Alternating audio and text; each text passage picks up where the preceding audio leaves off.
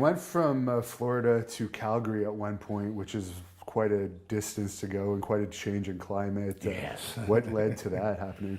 What led to that happening? There was a kid named Tom Nash that went to Calgary Head. I think he went up there. He was a big Owen Hart fan. Like when we were training, I kind of bonded with this guy because he would like show me. He goes, "You gotta watch this." And it was all the Stampede Wrestling tapes, and I loved it. I was like, "Oh, this is awesome. All wrestling is garbage now. Stampede, this is the wrestling I want to do." It was just head above heels. I mean, I loved it.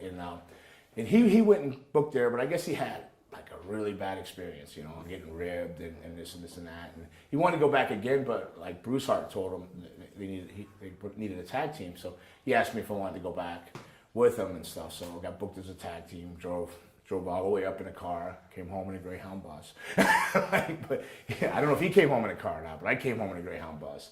But it was that led up to it. But the whole character, the Black Heart things, that was like a Bruce Hart rib, anyways, too. Yeah, he's known for that. What is your opinion on Bruce, anyways? I like Bruce. A lot of people, I hear a lot of things, but Bruce has never been nothing but good to me. But then again, I mean, you can just read through when he's ribbing. The deal is where like the Black Heart things. Have you ever seen the Black Heart gimmick? Yeah.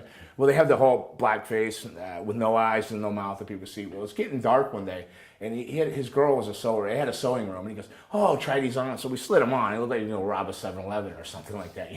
The black mask. So the sun's setting, and it's dark out. And Bruce is like, "Catch this football." I can't see crap. My partner, he was sitting there trying to catch a football, eating balls in the face, and Bruce is laughing. So right out the gate, I go, "Oh, well, Bruce." Then it turns out the whole Black Heart character, were the bastard sons of Stu Hart, right? So yeah. Stu went around sleeping with a bunch of female wrestlers, and that's what happened. We're back to claim our throne. Was Dynamite Kid still kicking around Stampede at Dynamite was not there when I was there, but I think he came back in shortly after I left. Yeah. What about Davey Boy was there? Davey Boy, yeah. Yeah. How did you get along with him? Oh, Davey Boy, great. But my first day I ever met him, I'm sitting in the pavilion, minding my own business, scared to death. These guys all look like killers to me. I'm putting my boots on, and there was a guy called BG Holiday. Yeah. BG Holiday.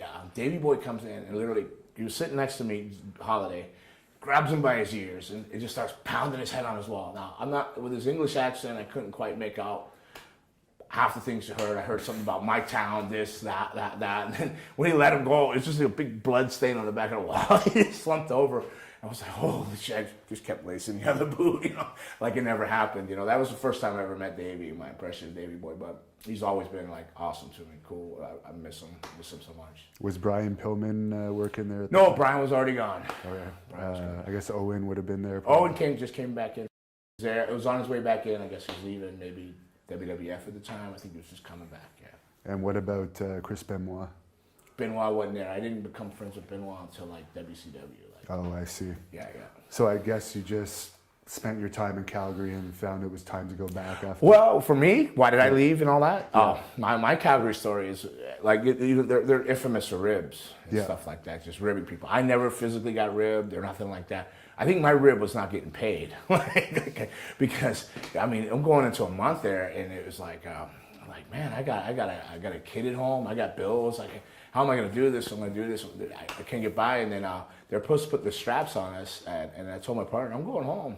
I already bought a bus ticket. I bought a Greyhound bus ticket. I said, I can't stay here without money. I can't stay. And then, so being a good partner he went and stooged the office I was leaving and everything. Oh, my partner leaving. We can't win the belts, whatever. So they came, and then they were trying to pay me as I was leaving. If I knew what I knew now, I would have just took the money and still left. But yeah, but yeah. So that's why I go. It was just money. I couldn't afford to stay there. But we trained. It was one of the greatest experiences of my life.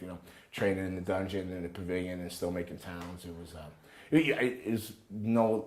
In fact, you just can't put a price on that. So it was totally worth it, and I don't regret any moment of that. Was it still Stu doing most of the dungeon training then? No. Bruce and Ben Basarab and stuff were popping.